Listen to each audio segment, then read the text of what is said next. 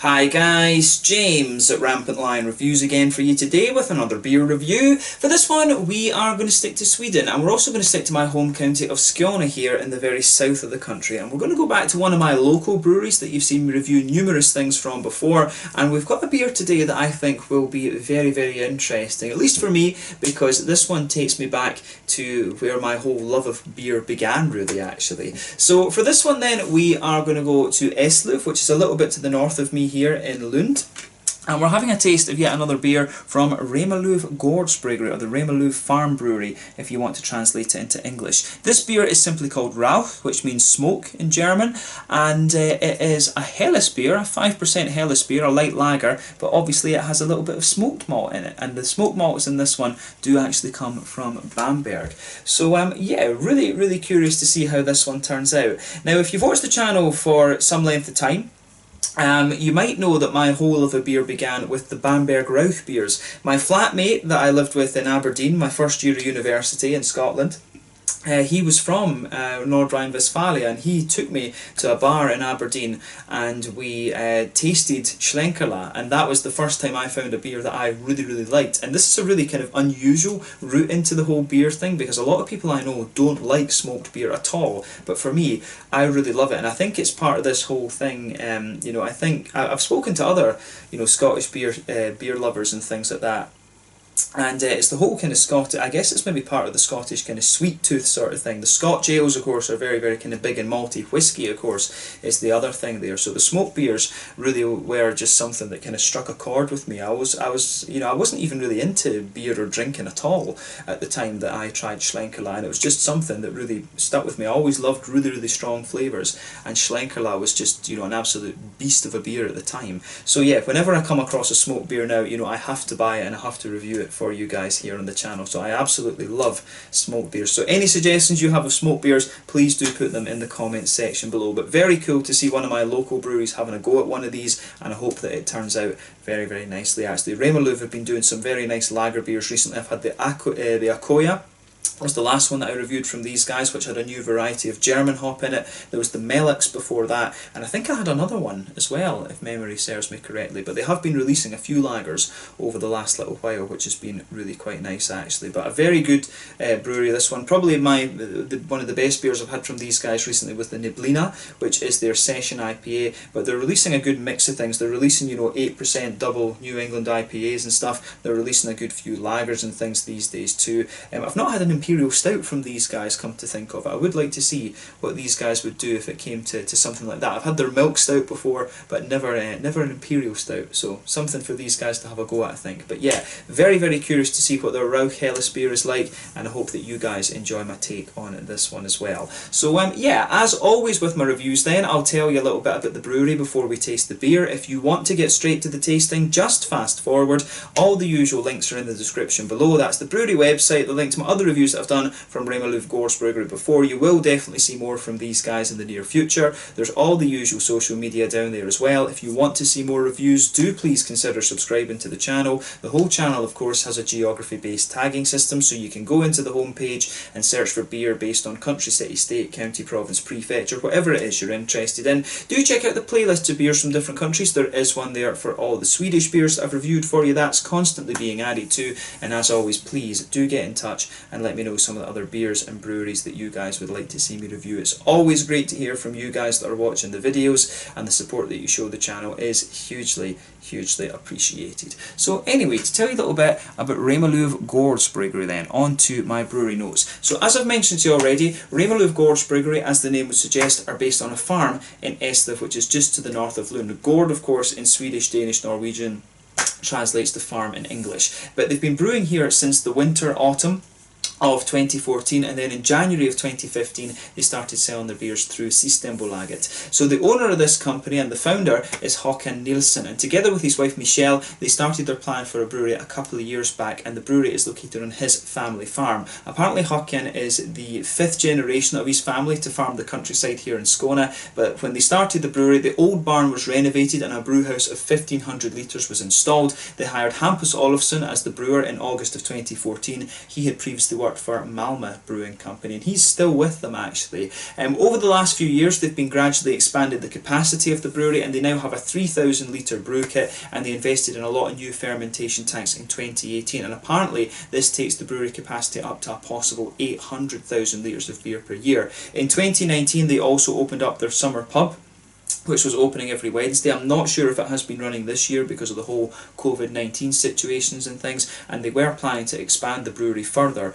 over 2020, but again I'm not sure whether that has happened because of the whole COVID-19 situation. Maybe that's gone on the back burner until next year. But yeah, as of August 2020 these guys have produced 50 different kinds of beer, and they have been getting prolific, particularly over the last kind of 2 years since their expansion. Their beers have been getting out there a lot more over the last little while. I mean, for quite a while a lot of the beers were only in bottles, and then yeah, suddenly they started doing a lot of different cans and things like that, and pretty much every month or two you will get a new New England Double IPA from these guys these days. They're releasing a lot of different lager beers at the moment. One thing they haven't really touched on though, as I said, is like imperial stouts. They haven't done a different stout for quite a wee while, but in my experience the IPAs tend to be really quite nice. They do have a little bit of a kind of, you know, they're always quite nice, big and smooth, and you know, a little bit sweet as well, I would say. The New England IPAs you get from these guys tend to be big and thick and very, very smooth actually. But the lagers are always really quite nice and very clean as well. But a very, very nice brewery generally. I always enjoy trying the different beers that these guys produce, and I would say probably the best beer I've had from them in recent times is the Neblina. I think they are still to top that in recent times for me. The Neblina, I think, is a regular in quite a few of the Systembolaget stores. At least I see it very often when I go to Hansa, the Hansa Systembolaget store in Malmö. But yeah, very, very cool to see one of the local Skåne breweries kind of expanding up a little bit and becoming a little bit bigger. And yeah, we've got a good selection of craft beer here in Skåne now as well. So yeah, if you get the chance, if you find yourself in Copenhagen, take the train across the Øresund, come and have a little look at the likes of Lund and Helsingborg and things like that. Malmö was interesting as well, but maybe not quite as nice as Lund and Helsingborg. And but yeah, you do have a very good selection of craft beer over here. Go and visit Malmö Tap Room. You can try a couple of the Remmarlöv beers on tap there usually, and I think a few of the other places around Malmö will have some of the Remmarlöv stuff as well. It would be cool to see these guys open up their own bar in Malmö actually. I think that would be an interesting next step for them, or maybe here in Lund. That would be interesting too.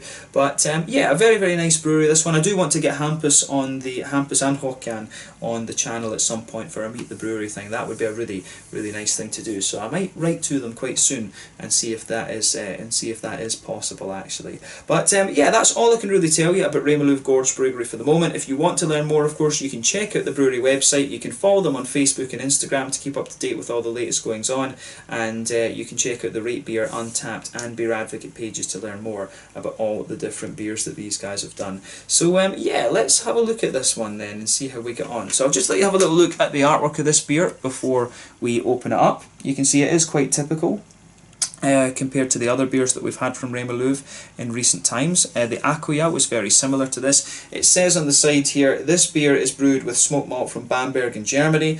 Here there is a continuing tradition that these I guess that they smoke malt, that they smoke the is that smoke drying? Yeah, I think that is they dry smoke the malt over an open fire, and through this process you get a nice malty and complex smoky character. That's basically what they're saying here on this one. So yeah, basically what they do with the Rauch malts is it's over an open fire. Basically they burn beechwood, and it gives the beer a really kind of, it gives the malt a really, really nice kind of smoky, quite meaty character. If you compare the German smoked malts to the Scottish ones are a little bit kind of earthy and grassy, the whole kind of peaty sort of vibe, but the German ones are definitely more kind of meaty and almost porky and hammy sort of thing. But yeah, it's really, really pretty cool, this one actually. I'm very curious to see how this turns out. As I say, I'm a huge fan of the likes of Spezial and Schlenkerla from Bamberg. But yeah, craft lager Rauch, 5% Helles beer, this one. So Helles, of course, tells you that it will be a blonde lager.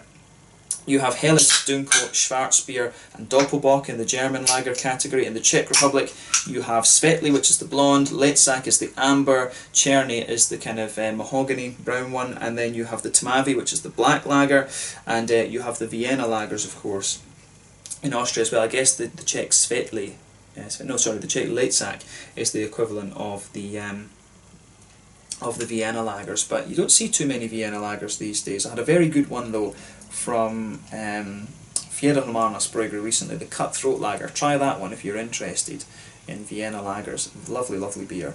But yeah, let's get this guy into the glass and see how we get on. But I'm wondering, it says the malts here are from Bamberg. I wonder if the malts that they have, I would guess that they're probably from Weirmann, and if you go to Bamberg you can actually get a tour of the Weirmann factory and see how they make all the different malts. But Weirmann have their own little pilot brewery as well, and I've reviewed one of the beers that they've released too, and I would, it's a very interesting tour there. It's a heritage, it's a German listed heritage building, the Weirmann malt factory.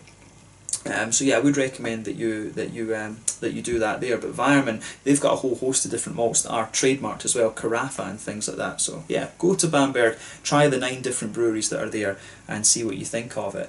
But yeah, as you can see with this beer, it poured with about a quarter to a half finger of frothy head on this one. 1 or 2 big bubbles sticking towards the side of the glass there, but quite a few little ones going up towards the bottom of the head. The head, of course, has just faded away to be a very kind of thin ring around the edge of the glass, and a very thin foamy layer there, of course, too. But yeah, in terms of colour, I'm surprised at this one. This is a lovely bright kind of golden straw. I actually would have expected this one to be a little bit more to be just a little bit more kind of mahogany-ish in its colour. Rauch malt, I've never, come to think of it, I would say that, but I would think that when you try like Schlenkerla and even Spezial, they always have a little bit more of a kind of brown colour to them, to be honest. So I'm not sure exactly how much Rauch malt they would have used in here, because I'm sure that Rauch malt would give you a bit of a darker colour than this. The other way to get the colour dark, of course, is to use a longer boil. So yeah, I'm surprised at how light this one is in colour. But yeah, a lovely kind of bright golden straw colour, this one. I have to say that is quite surprising for me. But yeah, let's have a look at the aroma of this one and see how we get on. This is typically what you would expect of a Helles, in fairness, like a Munich or even a Dortmund Helles will come out something like this, a very, very bright yellow. But for a smoked Helles, you would expect something a little bit darker, I would think. But yeah, ooh. Oh man, I love smoked malts. They really, I don't know what it is about them, but when I smell these beers, it's just so nostalgic.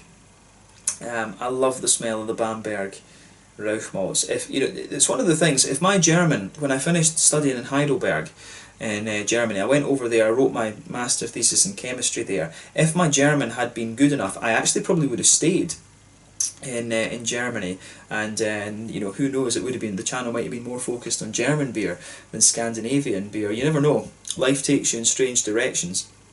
But yeah, I love, these beers are so nostalgic for me. I love German traditional beer, and that was, drinking beer and learning about beer from a German, as I did with Daniel. I love Helles, I love Dunkel, I love Doppelbock, Rauch beers. I've been getting more into the Goses and Berliner Weisses and stuff recently. German beer, I love it, I really do.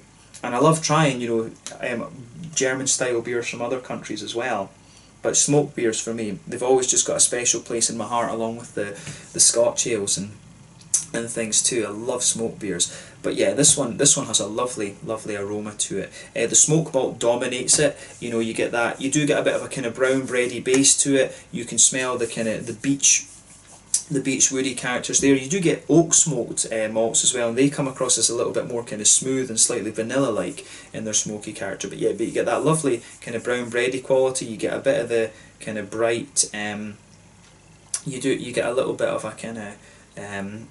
You get a little bit of a kind of bread crusty quality there, but then you get the kind of big, meaty, kind of porky, meaty, that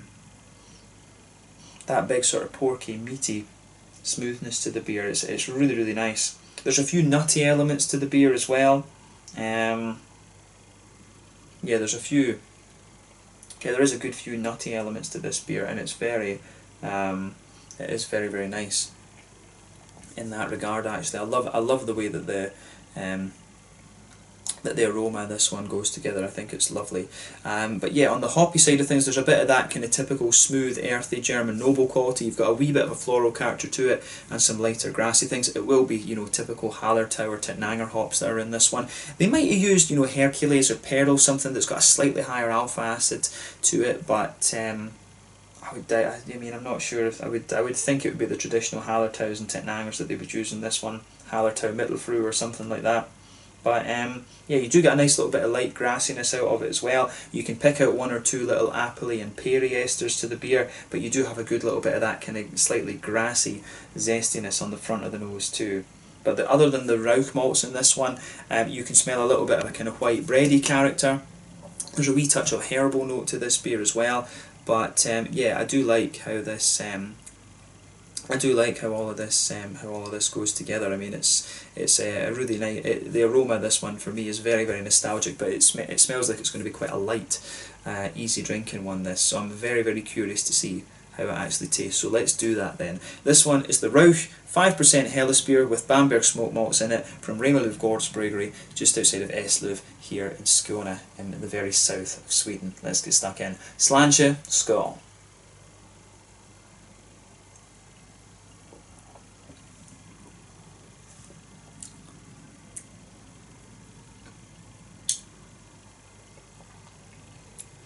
Yeah, it's it is very, very light, this one. And in fairness, I can understand why they would brew something like this, because as I said, you know, Rauch beer, it really is kind of an acquired taste. I mean, if I brewed one of these, I would make it like, it'd probably be very, very strong. I'd probably put a hell of a lot of Rauch malt in it. But this one's just, it's one of these more kind of subtle Rauch beers actually. And I can, you know, I think people beer drinkers in Sweden, I don't think would be too accustomed to the idea of a Rauch beer, to be honest with you. I might, you know, Swedish people, if you are watching, you know, let me know your own thoughts on that in the comment section below. But yeah, Rauch beers, or Rukurs as they call them here, are not overly common. I think I've only maybe had 2 or 3 over the 5 years that I've been here.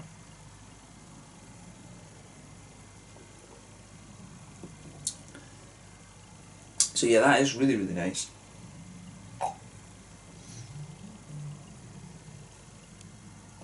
So yeah, it is very much, it's one of these, it's almost like an infused beer. I think it's probably fair to describe it in that sense. This one strikes me as a very kind of almost infused type beer, but I like it. I do like this one, and it's nice to, it is nice to have something like this that is a little bit different. It's the aftertaste, the smoky malts really come out in the aftertaste of this one.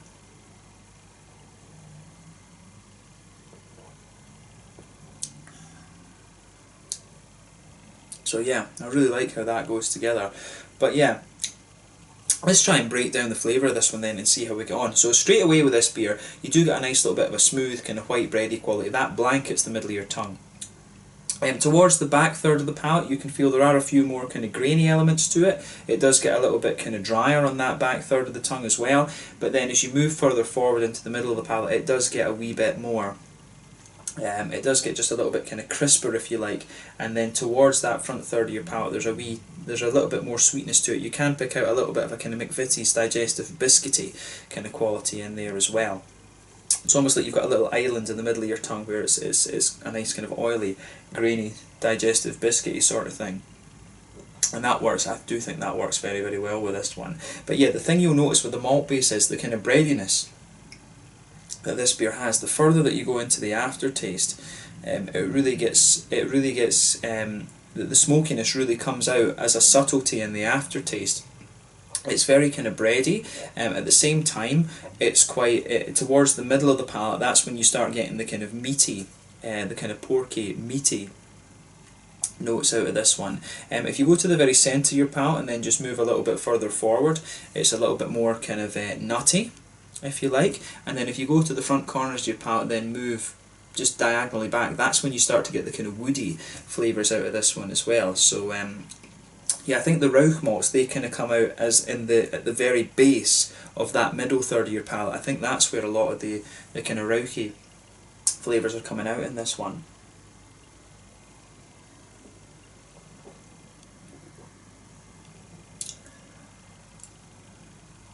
yeah, I really like how this one, I love how this one goes together.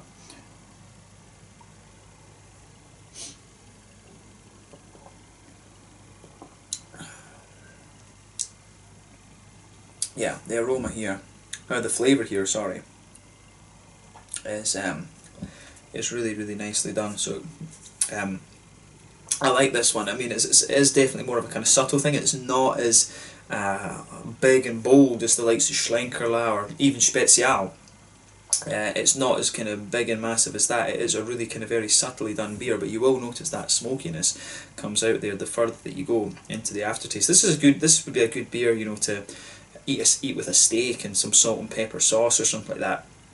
That's what I really, really like about these, and it's the thing that amazes me. For me, even someone who loves Rauch beer, when you go to Bamberg, you'll go to the Schlenkerla, you know, the Schlenkerla Keller or the Schlenkerla Brauhaus, and you'll see people sessioning these things, and it amazes me how they can do it, because for me, these Rauch beers, they are tasters, but this one, in fairness, I could see myself sessioning a few of these. I very rarely session beer. For me, the beer is all about the kind of foodie, the tasting side of things now. I don't really session beer at all anymore, but this is one that you definitely could session a couple of.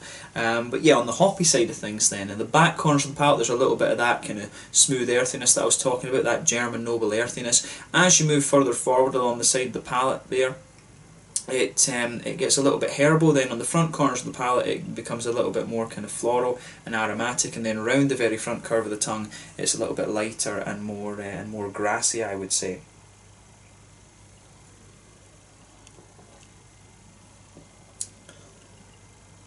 But yeah, the hoppiness on the front here, it does have a little bit of a kind of slightly zesty edge to it, which I think is pretty nice actually. So thumbs up to them.